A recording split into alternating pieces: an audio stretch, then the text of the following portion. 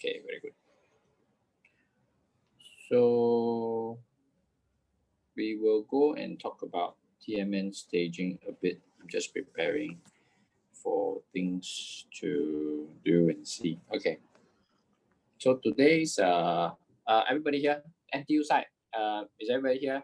I see Fiona, I see Prof.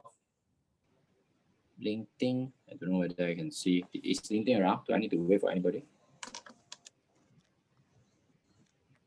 OIA side, okay.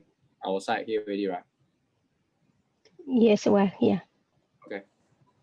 Waiting for anybody else. If not, I'm going to start. Okay, so based on the last discussion and the last time I had the meeting, there were some points I took notes of.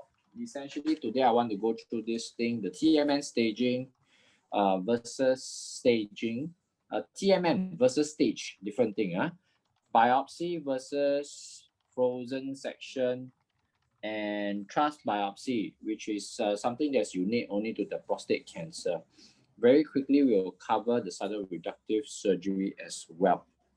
Okay, so basically, TMN staging, basically the T inside stands for tumor. The M stands for regional lymph nodes. The M stands for metastasis. Metastasis in simple language means that it has spread beyond the confines of the tumor.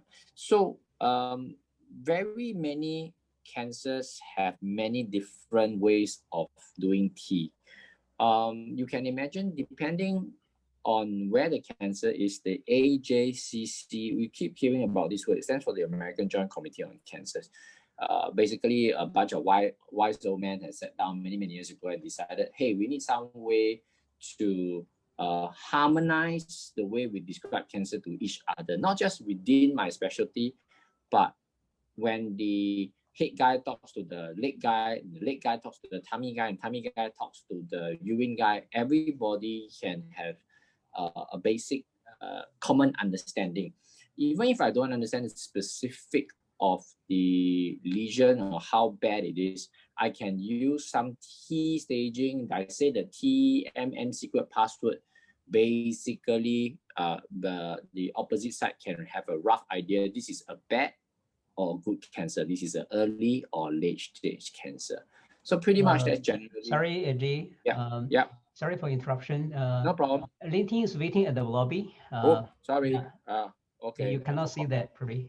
Yeah. Okay, I can't see. Sorry. He just. Okay. So. Yeah. There we go.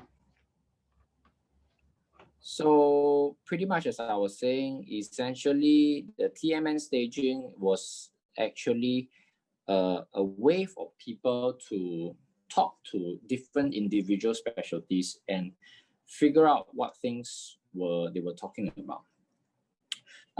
So as LinkedIn, if you just joined us, I'm just going to backtrack a bit for you today. We're going to talk a bit about TMN, the classification versus stage. I should use the word TMN classification rather than the word stage, because stage itself stands for other things, which I'll go through later.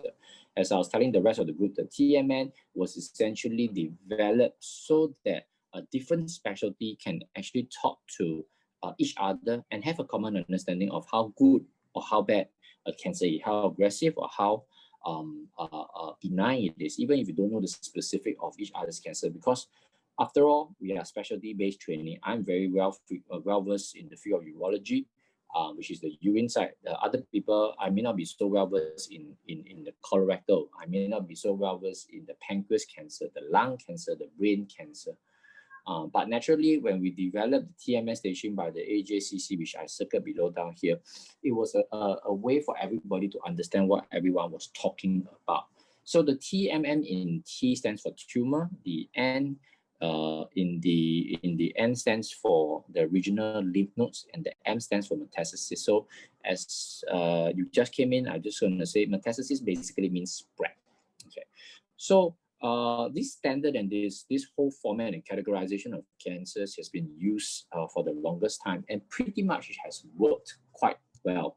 Generally, you may not need to know the specific of each tumor, but there are standard things that you've seen. So basically, it's usually 0, a Tx to T4. There is no T5. Okay, so in that case, you know that 0 or x, 0 is usually the smallest, 4th is the largest possible. There is no 5th. It doesn't make sense to have a T5 or a T6. Just know that when you hear a T4, regardless of which cancer you are dealing with, maybe the brain, the leg, the bowel, the urine, T4 equals bad. T0 or T1 equals not so bad, but still got cancer. Same thing with the regional lymph nodes. With the regional lymph nodes, the smaller the number, the better it is. 0 and 0 means no spread, which is good. And 2, which is bad, because it means that there's a lot of lymph nodes everywhere. And again, lymph nodes, they realize lymph nodes because they are the white cell defense. It's not realistic to give a size, to give the number of lymph nodes. So generally, they won't say, oh, you must have 7 lymph nodes, each must be more than 2 centimeters or 1 centimeters before people say, oh, this is considered M1 or M2. Lymph nodes, they are small organs in the body. When you can't see lymph node, doesn't necessarily mean that you have no spread to the lymph nodes. Lymph nodes also is important because it is usually the first place that the cancer spread to when it goes out of the organ. So let's say if I'm using the analogy of a kidney. A kidney cancer cell, basically, if they have, right, you generally have things like, sorry, you can see. So basically you have your cancer cell like this. It is still within the cancer. What happens is the first step at which they go out almost always goes to the lymph nodes. Lymph nodes are little small white cell organs that basically follow very closely the blood vessels. So the blood vessels, there are some blood vessels in the kidney. They are the first landing spot. So if you have a large kidney, but no lymph nodes, it is a good thing. But if you have a small lesion, there's a T1, T2, but somehow there are lots of lymph nodes here, it's a bad thing because it means that it's actually spread out of the body itself.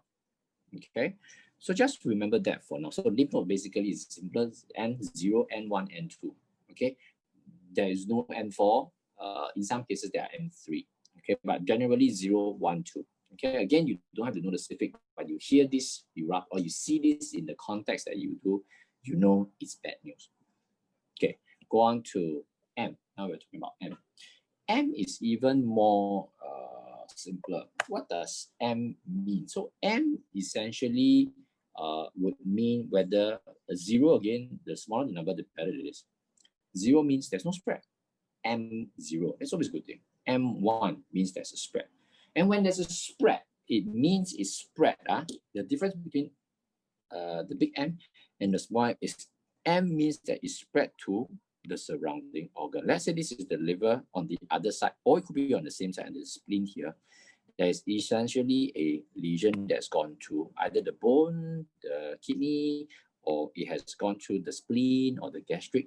We consider that a solid organ spread, and that's essentially M. So small n stands for lymph node, big N stands for organ. So TMN, pretty much I've gone through this. Smaller the number, better it is. Bigger the number, worse it is. For T, you can have up to number 4. For N, you can have up to number 1, 2. Usually no 3. 3 rarely used, but certainly not something that is common. M usually 0 or 1. Now we've come to R0. R0 is this. What does R0 mean? So R0 essentially means that when you have a before you go and operate, remember we went through this in the last lecture. There's a clinical TMN staging. That's before I operated. I saw that the cancer is essentially here. I'm just trying to figure out how to rub off everything. For some reason, it's not working very well today. Okay. So basically, if you have, let me just go to the notepad again. This is my favorite notepad. Okay. So if you have, this is before operation. Before operation, I look at the person with an X-ray and I decided he's a clinical T2M0M0. Okay, so I decided to go for the operation. Okay, operation done.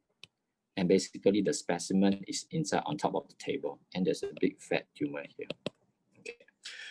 Then what happens is when I found out that I took off this one, and basically I have this one inside on my table now, I'm looking under the microscope, okay? And what I see is that I realized that there are some edges here that were involved. I didn't cut out everything. So in this case, the margin was positive. So clinical T2, but essentially what happens is that I realized that the margin is positive. So pathologically, it's still a clinical T2. It doesn't change, right? It's still 2 cm, so it's still T2. The lymph nodes was negative. There was no lymph node negative. The M is still negative, but they will usually put in the histology margin positive. Because in the TMM staging, as you go back, you realize there is no way to tell you whether this is a margin that was positive or not. It may be a low-grade cancer, but if the surgeon was not careful and you still have a positive margin, it's still a bad outcome. C stands for before operation. P stands for pathological when you put under the microscope, but there's still no way to tell the world, hey, you didn't do such a good job. You still need a closer follow-up because some part of the margin was not clean. So margins is very important, particularly for histological report. So on top of the TMN staging, another term was instead born. So it's the extent of resection. It does not fall under the exact preview of the TMM staging, but there's a R here. The R is probably more like a useful term for communication between a surgeon. So R0 is the best. That means I took out everything, I look under the microscope, the whole cancer all clear. R1 means that there were some parts in the microscopic type that you can see that there were there were some leftovers. All right. The worst kind is R0. When you took it out, right, you only realize you only took out half the cancer, and in the remaining half of the cancer that was still down there. This is the worst nightmare for any surgeons because they left microscopic residual cancer. So R2 is the worst, R1, and in every case, we try to get R0 resection. That's always what we try to do, okay? No matter what, we try to get an R0 resection. So that's TMN R staging for you, and bracket small r, which is not in the official scheme of things, but generally will be discussed here and there. So let's just go to something that's more specific, a bit of example to really get you into the whole concept of TMN. So TMN, every organ has its own. You have one for the kidney, we call it renal, you have one for the bladder, you have one for the pancreas. You can have it for any other organ. There are minor variations, but like I mentioned to you, the numbers and the structures and the nomenclature doesn't change. But it's more like a syntax, if you understand what I'm saying. So if the TX rarely, basically, you can see that there's this guy called prostate cancer, but I don't know where the prostate cancer come from. This is quite stupid because if let's say you will be asking, AJ, how does that happen? You got prostate, what? And if you can find it, the prostate, if you biopsy the prostate, of course, it comes from the prostate cancer, what? That's true. But what happens if this guy, you were not intending to find anything, you will biopsy a bone? Then he had a bone lesion, you took out the one, then basically the biopsy was from the bone, but the nature of it comes from the prostate. So is that a TX? No, that's not really a TX. Basically, that means that the prostate is actually spread to the bone. So you can't use TX then. Okay, so then why do you actually use TX? Then I'll give you another scenario. What if the patient had a prostatectomy already done many, many years ago, 3 years ago? On the 4th year, he found to have some bone pain. The biopsy came from the bone. In this case, you can't really say, hey, the bone biopsy it's a biopsy and they took it off and took off the entire thing, went off for surgery, not a biopsy. Take out the thing already. They will tell you that the prostate itself, it's not really a prostate, because if you come back to the prostate, you can't really use any of this classification, because in this case, it was actually prostate metastasis that was still taken out. The origin of it is from the prostate, but it's now resting in the bone. In this situation, some people will choose to use TX. So there's always a backdoor. Okay, you cannot be evaluated because either due to lack of information or the prostate was already taken out a few years ago. So TX still have a use, but it's rare, not common. In the bread and butter that you see, you will generally see 0, 1, 2, 3, and 4.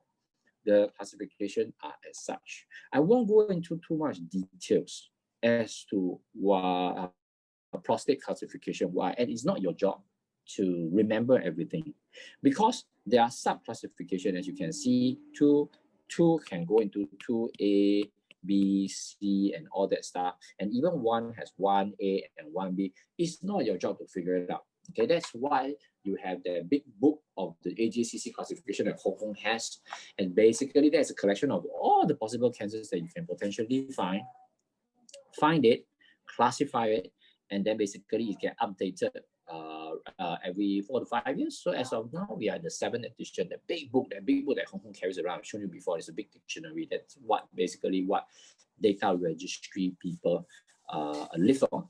I, for example, would probably know a small chapter within that book. No doctors would know majority unless you are a medical oncologist. So if you are a medical oncologist, you do basically you give chemotherapy and all kinds of cancer come to you. Also, the medical oncologist will never be able to memorize everything. In short, it's not so if the doctors can't do it, I don't expect you to do it. But generally, you must appreciate T4 disease, bad disease. T1 disease, not so bad disease. That much is the level of explanation and understanding you should have. So again, prostate also can have prostate. We have it M0, M0, nearby lymph nodes, no nearby lymph nodes, and there's no value to give you M2. Certain cancers, there's value to give you M2s. Why? Because it changes management. Surgeons and doctors are very lazy people. We love to classify things, but we don't unnecessarily classify things, and we only do it when it changes the way I manage the patient. So in prostate cancer, I can say there's no N2. Why? Because it doesn't change how I manage the patient. If for M1 and M2 or M3, M4, M5, M10, it's still the same. You've got spread. You are no longer localized disease. And if I got localized disease, I will give you chemotherapy after surgery. And if I give you chemotherapy mostly are tablet forms, right? It goes to everywhere in the body. So even if you have it near the prostate, the chemotherapy will reach it via the bloodstream. Even if you have the lymph nodes somewhere far away, does not matter. It's still chemotherapy. So it's what we call irrelevant. So we don't do things just because we classify until the cows come home. It doesn't make sense. We generally classify only because it helps me. I only need to know spread or no spread. If not, yes or no. So that's why for prostate, it does not matter. At this point in time, there are certain cancers that have M2, M3, and various things. Why does it matter then? Because they found from their own study that they spent years researching into it. If you have one and versus you have two, there obviously is a change in the way they manage. Maybe I give you a stronger chemo if you have two, but if you don't need to have, you only got one, then perhaps I give you a lower chemo, and that matters because for patients, you can actually avoid having very, very strong medications for so and so. So that actually matters. It changes management. All right, it changes management. You may not understand the implication, but just know that that we classify things only because they matter. So for M1 and M2, in this case, M1 I still got A, B, C for prostate specifically. It tells you, again, it does, in this case, it also changes the way we manage it. What does M1, 2, and 3, MABC means? Jay, you just said it's a yes, no question. But for prostate cancer specifically, MABC tells me at least some use. It changes the way I manage it. All right. And if it doesn't change the way I manage it, it helps me prognosticate. This is a new word. Prognosticate means it tells me what is to come. Someone who have a bad prognosis means, thank you very much, Mr. Tan, I can't really help too much. You better get your things in order. You know, it's not a bad outcome. We're talking about lifespan short. But if it's prognosticate and you say, okay, from my experience, you can have bone spread. If it's not so aggressive, we can still treat. It's spread already, but it's not so bad. You tell it changes, because for the doctors that's facing the patients, we have to be very sensitive about what we say. And if you on the other side, you are facing me, you also want me to tell you, doctor, first, what's my diagnosis? Second, what's my the level of the disease? And third, almost invariably, people will come and ask me, how long do I have? And the last classification, MABC, helps in answering the last question. Okay. I cannot go past prostate without talking about Gleason score. I don't want to go through too much of it. Gleason score, you will see in the histological sites that the things that you've done, some Gleason score, and Gleason score is only unique to prostate cancer. Why? Gleason score, they found that if you have a Gleason score, you always see this G3 plus 4 or G3 4 plus 4. It matters. Why? Because Gleason score on top of the TMN staging, right? They realized that, hey, TMN staging, particularly for the purpose of prostate, may not be that good. It is good for most, but like I said, most cancers, their wise old men see in their old counsel, they realize TMM is a structure for me to communicate to another doctor. But if I want to be a bit more granular, okay, and talk about a lot more theoretical stuff, I guess it's the way you look at it is knowing the Python is one thing, all right, but developing APIs for Python is a more in-depth explanation, more theoretical in certain ways, understanding of the subject. So TMN is for the general doctors, for other people to understand prostate cancer. Gleason score is for discussion between oncologists, uro-oncologists. That means the urologists among us that does a lot more specifically cancer problem. Gleason score, the historical background is that Gleason, I guess there's a guy called Gleason. Gleason basically put the prostate cancer under the microscope. And then he's a histopathologist. And he found that if you look at the shape of how the prostate glands are like, he can then classify them into 2, 3, 4, and 5. That's his job, because he looks under the microscope every other day. To make his job simpler, he basically came up with a way to tell you Gleason score pattern. And this diagram is so popular and so well known among urologists, because every one of us will need to go through it once in our time. What it basically shows you is the architecture shape of how glands live beside each other.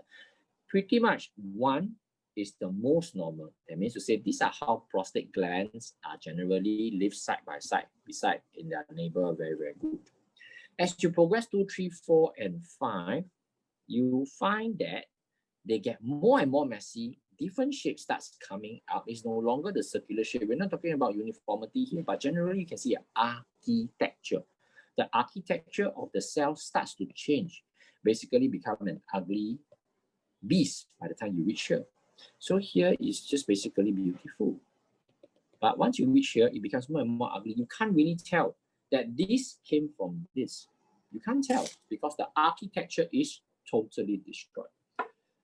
Clinically, what really matters to you are generally these 3 classification only. I don't know why my pen's not working today. I can't seem to rub off things, so I only got one color. You have to be there with me. So 3, 4, and 5 are the minimum score and the most common score you have. 5 is the worst, 3 is the best. And you always say, listen, some number plus some number. There are always two numbers. Why two numbers? Because Gleason, way back in the 60s, 70s, he decided that there are usually more than one pattern. Meaning to say, if I look at the histological side, I probably see some of this, then I see some of this, and then I see some of this. You can't really say, oh, this is a Gleason 4. Even if it's a Gleason 4, only a small proportion like that, the majority is like that. Still doesn't make sense because it doesn't give you a good estimation of prognosis, so to speak. So the way how Gleason score is decided is this is the first number. The first number is always the most common pattern that he sees, followed by the second most common pattern that he sees. And if both patterns are numerically common, 50-50% each, the more serious one goes up front, 4 plus 3, rather than 3 plus 4. All right. So it matters because they always put the most aggressive variant up at the number being first. So you can probably, the faster amongst you will figure that the worst score is a 5 plus 5. The most common pattern plus the second most common pattern. And if there are only 5 Gleason 5 pattern in a particular sample, that means it's the maximum. 5 plus 5. Bad prognosis. So in short, for prostate cancer, you're probably going to see as a Gleason score. What really matters is what I always draw in my clinic: less than 6, 7, more than equal 8. Remember? So I always generally tell the patients, this is how I say to you: good, bad. No, sorry, this is not bad. Oh my God, this is not bad. This is bad. And this is intermediate. So what this means is, if you have a score of 4 plus 3, you fall under here. 3 plus 4 also fall under here. 3 plus 3 also fall under here. Here's a bit more sensitive. 4 plus 4, 4 plus 5, 5 plus 4, 5 plus 5, all fall under here. All right. So they are usually, in this case, the most likely T staging for this one is usually T2 or T1 to 2, M0 and M0. Why? Because they are usually localized, man. They are localized cancer. Right? So if you are localized, usually is 1 to 2, it will not be outside.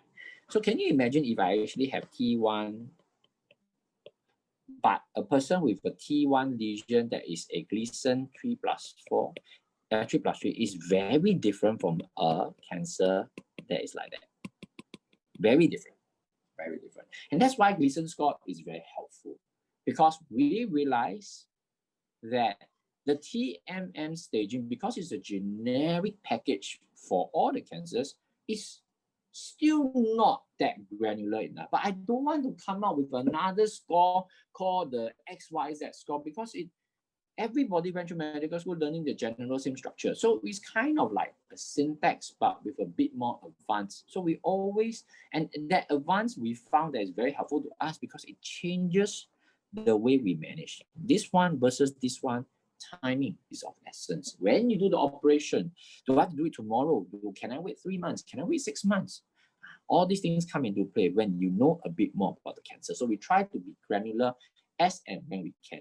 General structure, TMN, for every doctors, even the family physician understand. But when it comes to a bit more granular, Gleason score comes into play. Many things come into it. And for each specific cancer, you can bet your money that apart from the TNN, there are some ways that each individual surgeons figured it out over the years that tells them to even subdelineate or prognosticate at least how things can be done. Okay.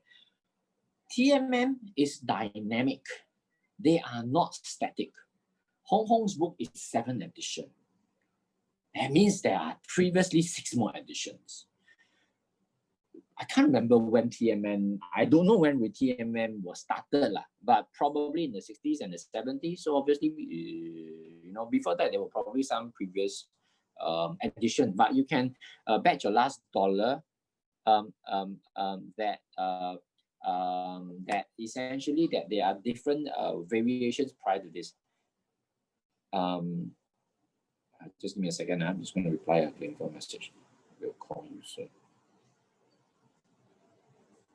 So with that, right, there are different versions of things, and Hong is basically the one that requires the cell to be kept up to date. Wait, Hong, that means the most up to date is 8th edition now, right?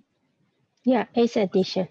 Because you were saying that you're up to date. So for those of us, right, we've collected the cancers, right? That's why some of the cancers, if you collect in 1990s, right, they were of the earlier version. 20s, year 2000s and beyond, there were none of the versions. And then basically in the recent years, there's 7, 8 edition, and basically the new one is 8. So poor Hong Kong basically is every few years she needs to add a column in the Excel drive and then basically map everything, a minor change. So how this was changed? So this is an example of how kidney cancers. This was the 2014 edition. All right, one of the more up-to-date one. This is the 1997 edition of the kidney cancer. So 1997, they decided that there's only one simple T1 and T2. T2, then only when it comes to A, B, C, T3, A, B, C, it matters because it matters with prognosis, it matters with surgery planning, it matters with the way we manage you. All right, TM, NM1, M2, M0, M1. So if you were to go down to look at 2004, they realized that the one that was previously here needs to be separated into 1 and 2. And 2 that were usually here need to be separated into A, B, and C. Why that change came about was because as more and more people come and do medical research, we know more and more about particular cancer. All right. With a particular cancer, we realize that more and more that it matters because the T2B guys do better than the T2A guys, and the T2A guys do better than vice versa. They do worse than the T1 guys. So TA realized that they cannot really cover everything with just one T1 classification, so they spread it into T1A and 1B. So if you were to look a bit more granular, they realized in this case, size matters, not just whether it's 4 or 7 in the old classification. They realized have to change it into 4 and 7 because there was a study and a literature to suggest that once you go past a threshold, when it goes beyond 4 to 5, it's worse. It goes more rapidly, which makes sense. Once a cancer is 1 cm, a cancer would never go linearly. The effect of cancer always go exponentially. You can imagine why. Because a 1 cm cancer may not be a problem, 2 cm cancer may not be a problem, 3, 4 cannot be a problem. The moment you hit 4, it basically shoots up. The effect shoots up because you can imagine a 1 cm lesion is this. The volume is only so much. But a 4 cm version, it's not a linear go. It is basically a R square. And the volume that you have inside here is a lot more. All right, because it is a square function. Can you imagine it being a sphere? Then basically it's a cube version because everything is a sphere. Okay, so pretty much it matters, and soon there will classification that changes, and you can be sure that there will be a 9th edition as we learn more and more and more and more things about the cancer. Previously, there were clear cell RCC. This is cancer RCC. Then there were papillary RCC. Then there were chromophobic RCC. And now they are finding a chromophobic plus papillary type of RCC subcategorization. Or clear cell, they will understand that, oh, you can add into papillary to give you all kinds of subclassification. So as with every book that comes out, you may not have changes in the TMN significantly, but there might be changes in the histological pattern. All right, which is why for those of you doing histology, you will majority see clear cell. Big category of fish, 70-80% is clear cell. Then less 10% is chromophobic, papillary, followed by the 5% is chromophobe. And then there's always the 5 to 10% that are weird classification. The beauty of medicine is that it's never that structured. But for those of you who are doing programming, you will hate this sentence because it's exactly, you probably decided in your life you don't want so much variability, and that's why you choose to do the programming. For people who like a bit more variability in our life, unfortunately, we do medicine. I'm just a weird one out because these two fields actually clash very heavily with each other. If you can understand where we're coming from. IT, you want structure, you want architect. Medicine, you want basically architect or structure, but it only does so much. It happens to cover 70-80% of the time. There is never one specialty whereby one form of classification will work 100% of the time. That is the nature of medicine. That to me is beauty. May not, you guys may not like it, but that's different specialty. Okay, so we talk to TMN, and then where is the staging comes from? Staging is basically you watch TV. TV basically you have the guy always vomit blood type. That's what people or normal or patients or the non-medical trained understands. Staging, it is what we call normal speak. We can't be talking about medical lingo to everybody under the sky, because for you to understand medical lingo, you then need to go for a 3 or 4 years course. The auntie that sits in front of me in front of clinic will not be understand what the hell is T1 M0 M0. Auntie, you got T1 M0 M0 cancer. Boy, what are you talking about? So generally, stage is what the general public understands more. Stage, if you were to look at here, is basically again 1 to 4. There's no stage 5. So when you watch TV, people tell you stage 4 cancer, you probably already know without really going through this lecture that stage 4 cancer means bad. Stage 1 cancer means not so bad. Stage 2 cancer also not so bad nowadays. 3 and 4 generally not so good. All right, the kind that usually you watch the drama where the baby vomit blood one, usually is stage 4, stage 3. That is essentially telling you stage 4 now. So basically, you know, dying soon. Okay, this particular character dying soon. So that's generally the way you see things in the in normal people's eyes. How do we then basically classify stage? Staging is actually derived from TMN. You will see the familiar signs here. If you have a T1 disease with an N0 and an M0, good, right? I told you T1, the smaller number, the better it is. The best is not T0, M0, M0, that means you got no cancer, stage 0. All right? But if not, you do have cancer, that means a small cancer that's early on has not spread somewhere into the lymph nodes, nor the outside, is always stage 1. Stage 2, not so good. Stage 2, slightly bigger, not as good as stage 1, but still M0 and M0 and all that stuff. So it's not so bad. Stage 3, stage 4, as you can see, bad already. One quick way, then there are different combinations that you can learn all this and things like that. One quick way of learning is to add the numbers together. It does not work for all cancers under the sky, but generally, medical students cannot be expected to learn the TMM staging for each cancer, and then for each cancer learn the various staging, because the staging and classification doesn't necessarily mean like this number. Some other cancers you can allow a T stage or a T1 and an M1. It's considered under stage 2, but for other cancers, for them, particularly prostate cancer, it actually falls under stage 3. A quick and easy way, not exactly the simplest, is to add the numbers all together. If there's a number 1, it basically is stage 1. If it's 2, there's usually 2. It can be a 1 here and a 1 here. And you basically slightly be stage 2. Stage 3, probably, you know, combination of addition and subtraction, 3 or 2 plus 1, or 2 here, 1 here is stage. Stage 4 usually bad. T4 or usually is N2 or M1 or N already, that means it's bad. It's important. You will see, you won't see in your histological report, because histological reports are still meant for doctors' consumption. They are not meant to tell the general public. So you may not see the word stage that commonly. Okay, so why then do we have stage? First reason I say to you, because it allows the general public to understand conditions better. Stage also has another use. Epidemiologist statistician realizes that if you were to take so many variables and you try to sub-analyze them and do statistical analysis, then it's very, very difficult. But one good way of analyzing is by the stage 1, 2, 3, and 4. And I can tell you, stage remains a very significant factor or a number in medical lingo, because it helps me prognosticate. All right. As you can see, this is a random graph that you will see. okay, that you will see of some cancer. What it tells you that this plots by stage, it tells you survival curve. This is number one. The black line is always number one. Dotted line is always number two.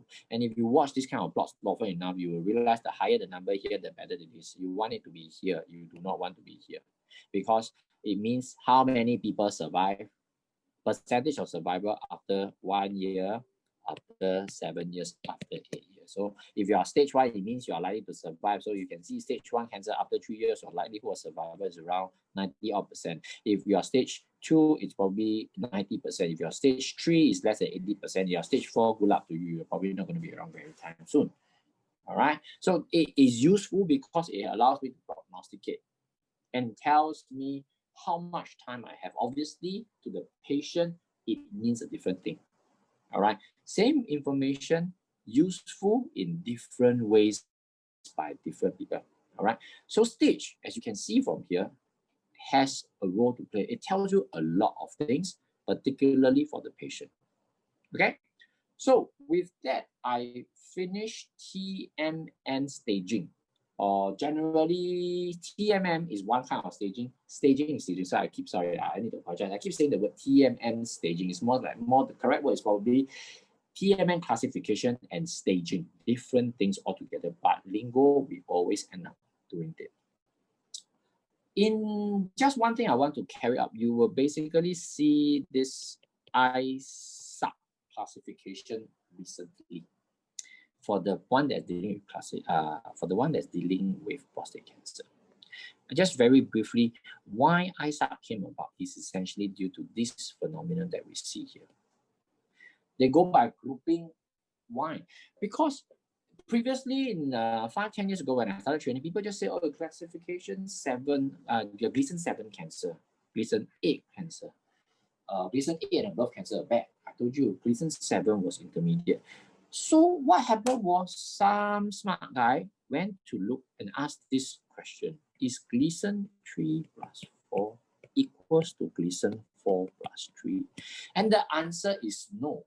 I've explained to you, 4 means there were more 4s, more funny looking cells with funny looking architecture than as predominantly superior, more of this here, rather than more of this here.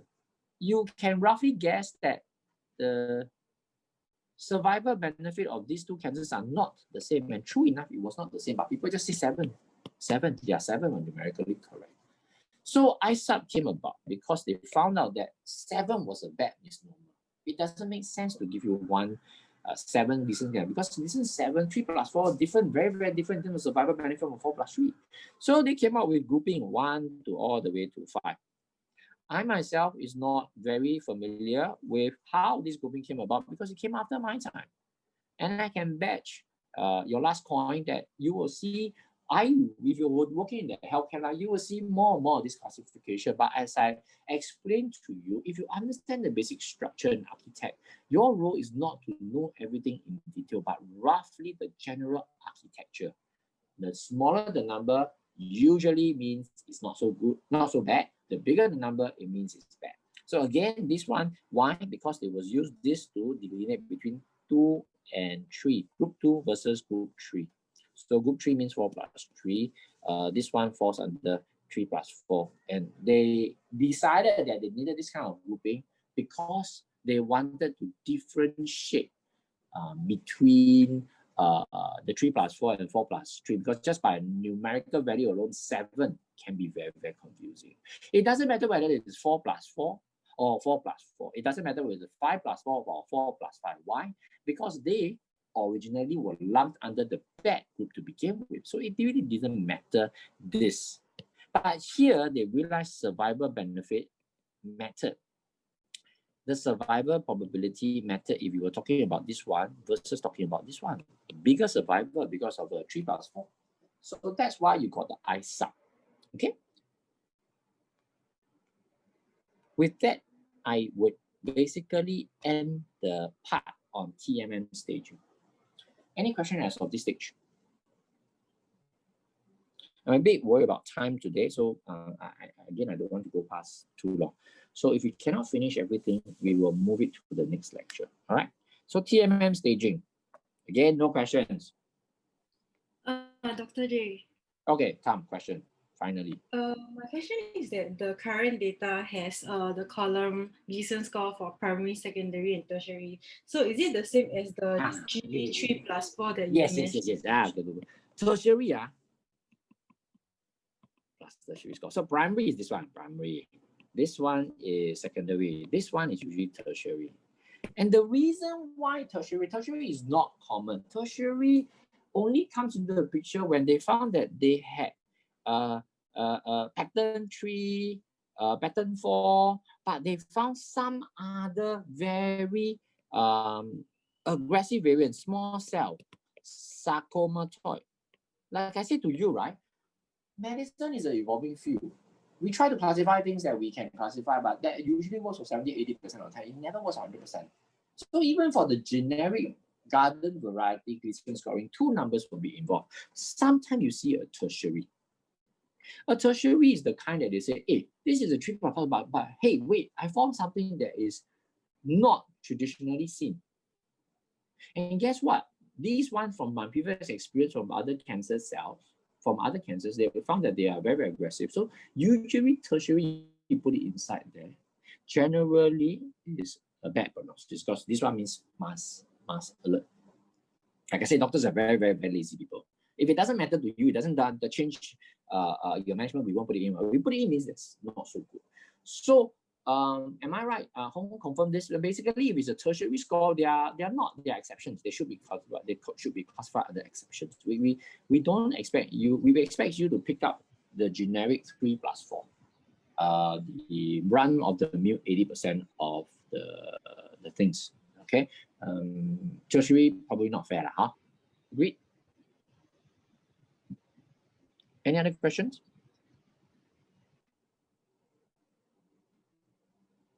No? Then the next question is that Yes. the current data is which edition is it according to?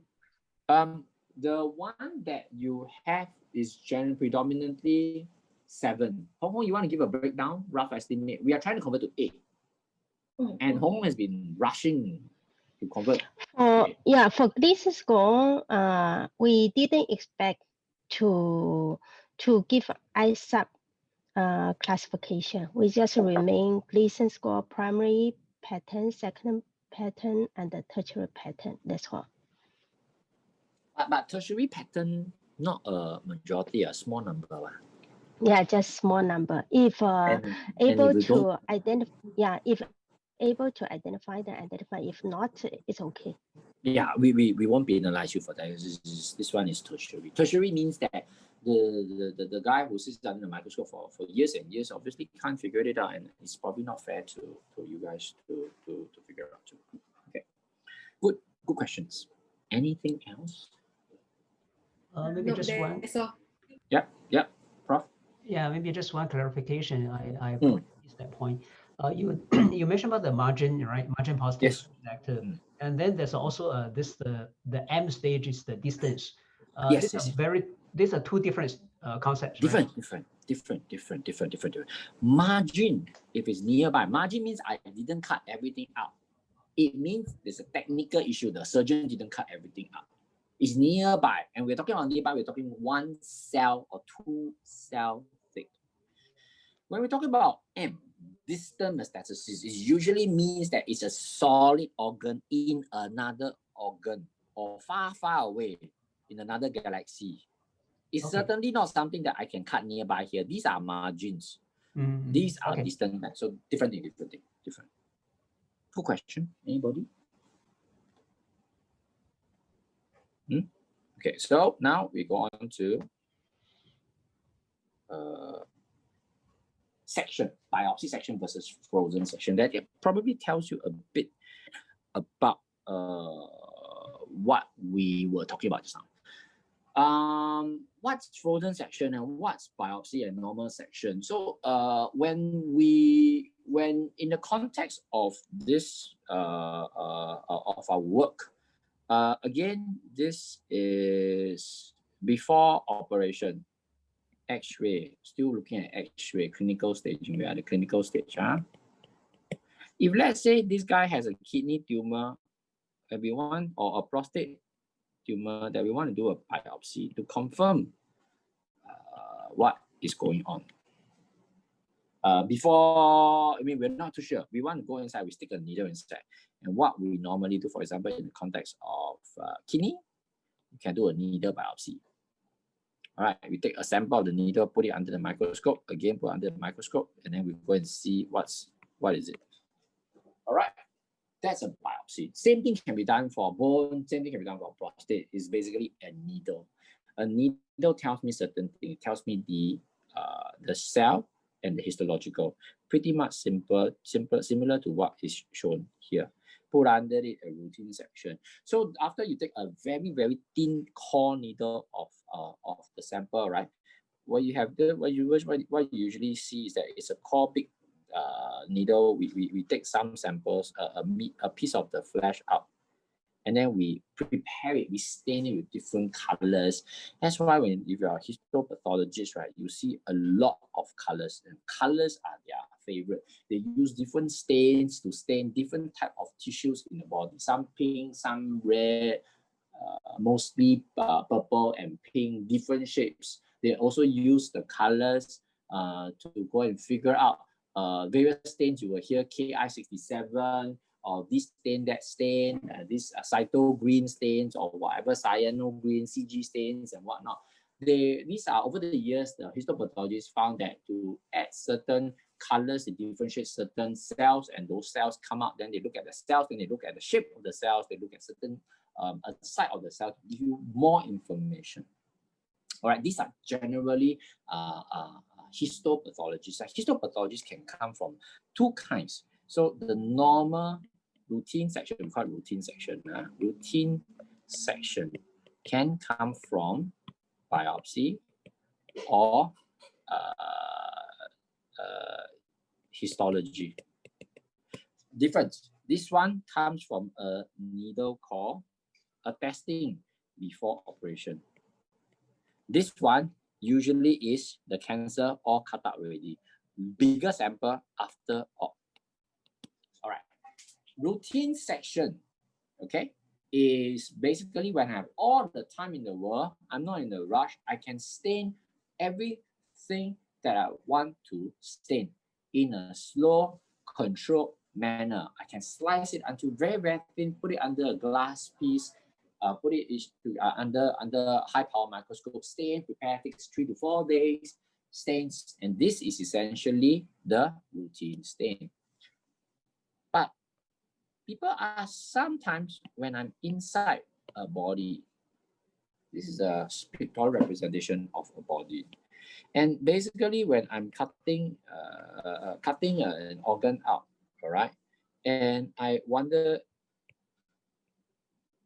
and suddenly I see something here,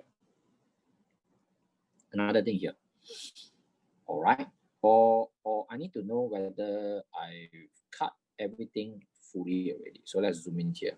Probably a better example will be here.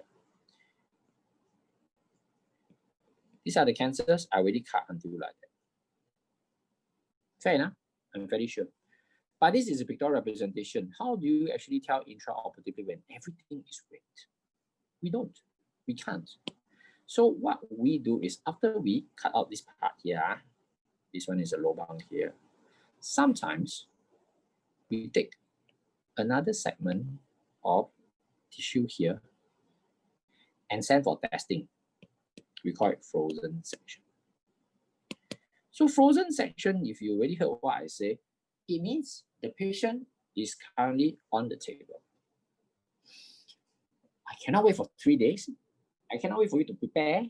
I cannot wait for you to take all your own sweet time. I need to know the answer now. That is what FS is, frozen section. During this period of time, I can tell you, I stand down there, my arms are folded, I'm waiting for people to run to the histopathology lab.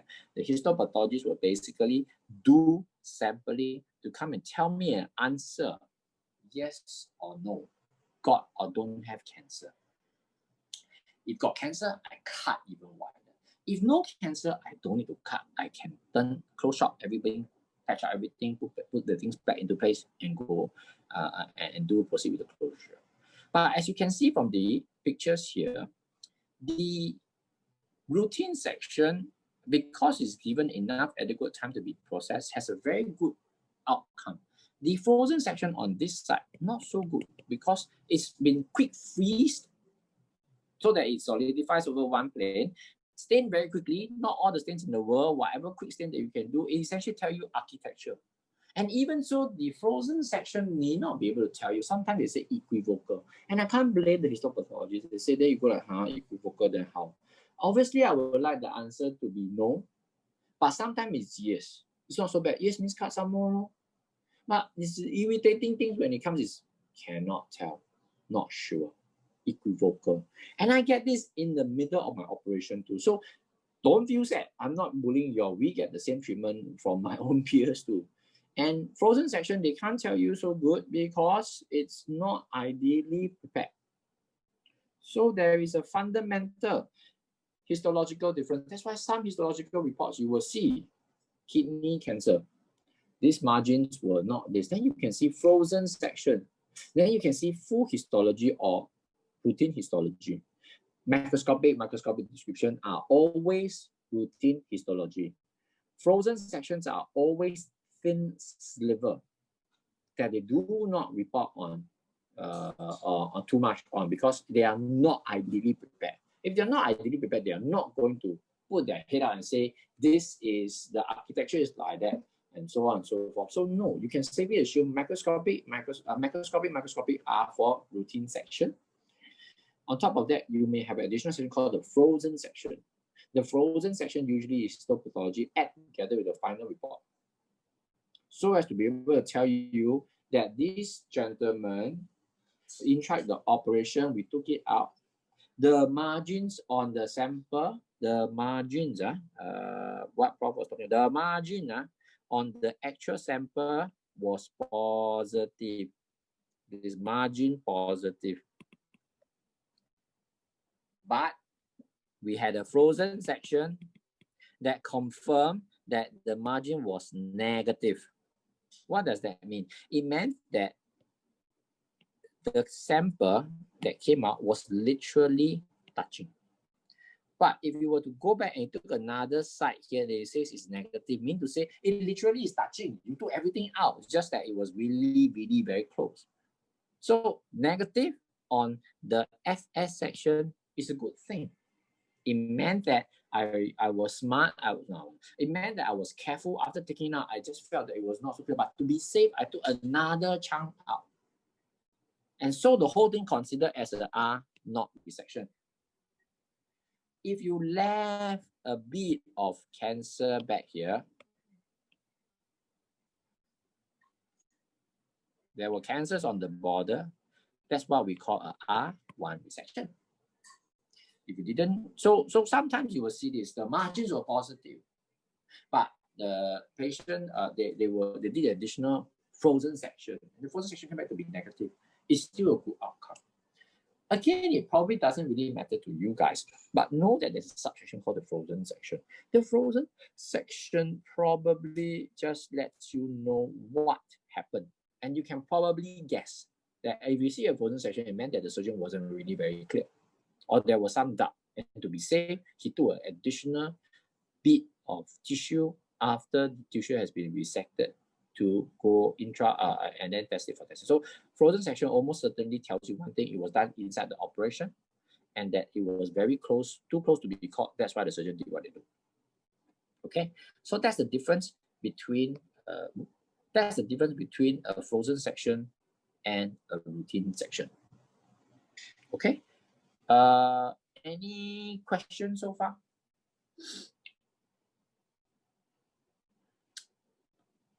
Very quickly, I'll go to biopsies. Biopsies links to this one. So I said to you clinically, before operation, there are two kinds. One is the biopsy. Biopsy is a needle go inside. But again, I lump them same under routine section because biopsy, they have all the time in the world to be prepared and everything like that. So they had all the time to do the staining and to do the preparation in the slide. But one thing the biopsy does not have, as compared to routine section, is the size. What do I mean? The biopsy usually is involving a small needle. So in terms of the architecture, is a core sliver of tissue. But the histo is usually the entire organ, big organ, the entire prostate came out. And because it's the entire prostate, it's a big chunk. And if it's big chunk, it means I can see the architecture. I see more information. I see the relationship. I see the margin. So core biopsies will never give you margins. Histo will. That's the reason why. Specifically, biopsy, if everybody is called biopsy, everybody's named biopsy, you wouldn't be confused. But for TRUS is another new term. It's essentially you can call it prostate biopsy, but we call it TRUS biopsy. What TRUS biopsy means actually means transrectal ultrasound guided biopsy of the prostate. Essentially, it means that it's a biopsy. Don't get confused. It's just a special name for me to get the same old biopsy. For biopsy of the kidney, you go through the skin. Unfortunately, there is no trans-skin ultrasound or CT guided biopsy of the RCC. There's no fancy name for it. But for TRUS, it's a way, it was some guy coined this term, and it was quite catchy. So essentially, it was a TRUS biopsy. And it's been then since taught from all the medical students. And since then we established the name, more commonly known as TRUS biopsy. You said TRUS biopsy of the prostate, you roughly know already. It means that it's of the prostate. There's no TRUS biopsy of the kidney. There's no TRUS biopsy of anywhere else, because TRUS means transrectal. Transrectal means I go through the anus. There's only so many things I can reach. I cannot reach everything one. All right. You will see a TURBT. It means trans urethra. So it means I go through here, go into the bladder, I take out the tumor from here, I chop it out. So that's why it's a T trans urethra resection of bladder tumor. All right. So TURP, which some of you might have heard, not in the context, but you know, if you all have family members who has big prostate, where it's not cancer, I need to resect some of the things here. I resect so that I make the prostate bigger. It's called transurethral resection of the prostate. Again, it's usually for a benign condition. TRUS is almost a test for cancer. Almost always. It's wondering whether you have cancer. All right. So TRUS really doesn't mean anything else. I just wanted you to introduce the term, and it's only specific to the prostate. You can safely assume it to be any form of biopsy. Don't have to give it too much thought. Nothing one. It's still a needle. It's still a needle being delivered to the organ. It's still a needle being delivered to the organ to take a core biopsy, and then basically you take a simple slither out. You can't tell too much. You just tell you whether yes or no cancer by looking at the cell shape and architecture. A very, very small form of architecture below, but it cannot tell you margins. It cannot tell you what they look like in relation to the surrounding organs. Scan does that. And all these are done pre-operation. Nobody does a biopsy after the operation one, because operation means that you took the whole entire chunk. Okay? Okay. Not too bad on time. I am at my last topic for today, cytoreductive nephrectomy, cytoreductive surgery. Okay, I don't have to use the word nephrectomy, but in our context, it means we commonly see the nephrectomy. For cancers, right? We're going through. Let's go through the staging here. Okay, and essentially, we've been through this, and I explained to you that with the various staging that we looked at, we do cancer surgery. Remember, we went through the data imbalance topic that Prof was. A majority of our cancers were essentially M0, M0 kind of a condition. M0 because it's that we a majority of us is M0, not M1. Majority of our cancers is T1, T2. Usually don't have T3, T4. Less, more.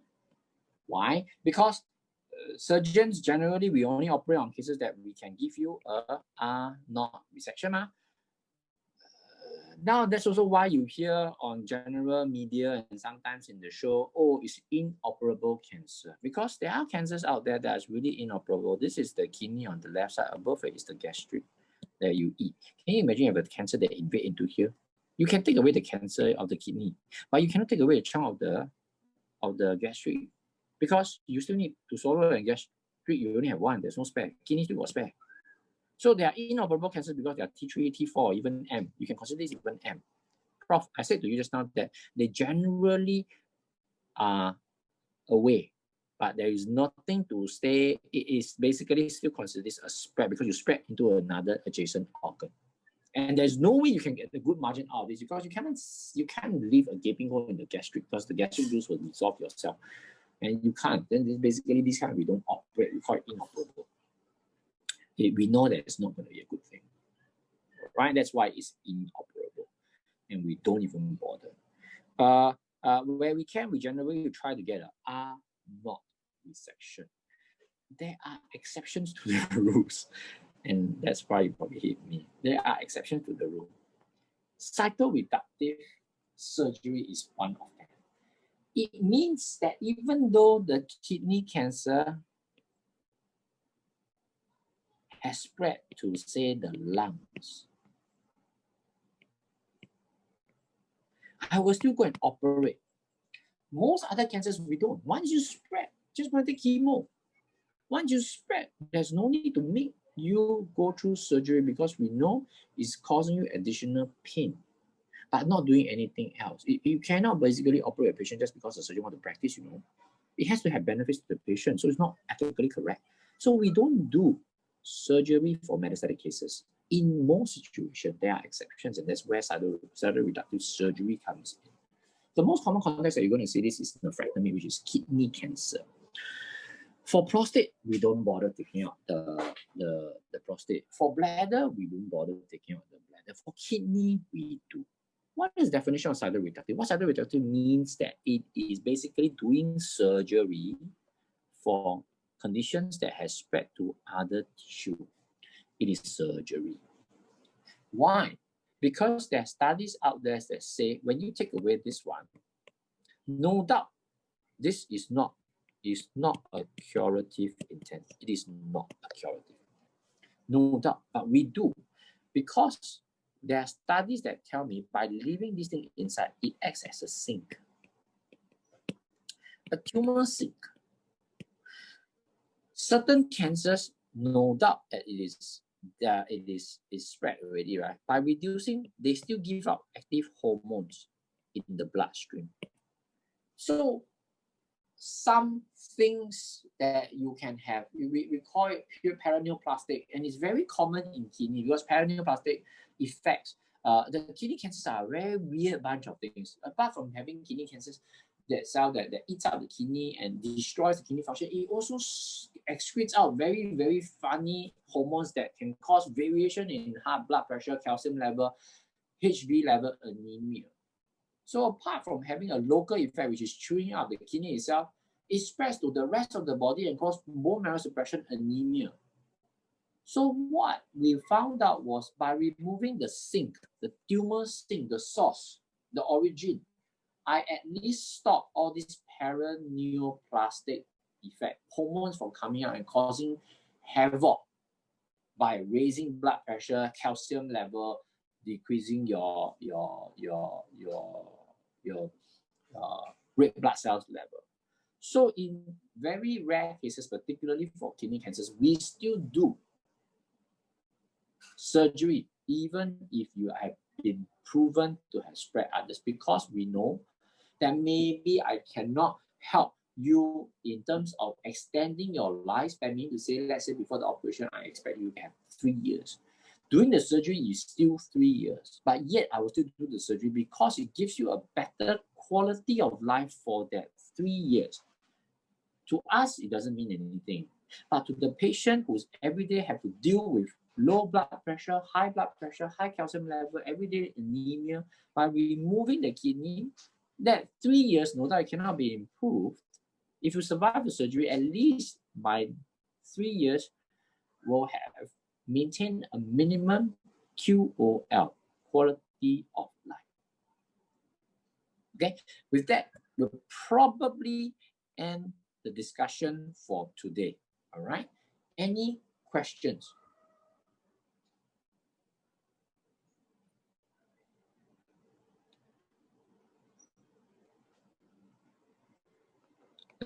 Anybody got any questions?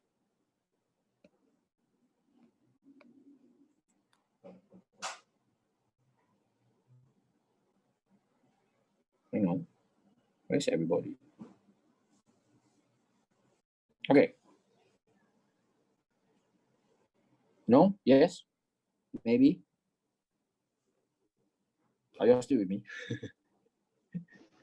Yes, we are with you. Yeah. Because I can't see my Zoom. Hey, you mean I've been talking to myself the last 15 minutes myself. Okay, can. So anybody? Questions? Elaine, Desmond, OIA side, my side, NTU side, or really confused? Can? No? Today didn't go through that much. Again, probably any questions? I know you usually don't have to answer, ask me here and there, but feel free to come back to me and tell me either in a through Hong Kong, through Elaine, through OIA, through Elaine, feedback. Topics wise, again, I picked up whatever I found was relevant during our monthly meeting or 6-weekly meeting. So from there, I roughly tease out what you all need to know. Again, the order of things may not be the best, but that's the way it is. To give you a structured medical teaching, it will require to go through the 4-year, the whole year 1, year 2, year 3. That's not possible in our context. But having said that, we have these lectures. Slowly, I may build up. Slowly, you might dawn and realize why certain things that you saw in an earlier part of it, and you might understand it only very much later. I apologize for the order of things, but it is something that I cannot help. As wherever I can, I will cover when I thought that is relevant, because it became more and more of an issue in your daily work. No comments. No comments. Will probably end the session. Elaine, we have set the next meeting already, right? The timing? The 3rd December. Hey, good. 3rd December. Good. Yep. 3rd December is a Thursday, right? Yeah. Okay. Can? All right. Nothing else. We'll end the session. Can? Thank you. Okay. Thank you, Jay. Thank you. Thanks, Dr. J. Thanks. Bye-bye. Thank you. Bye-bye. Bye-bye.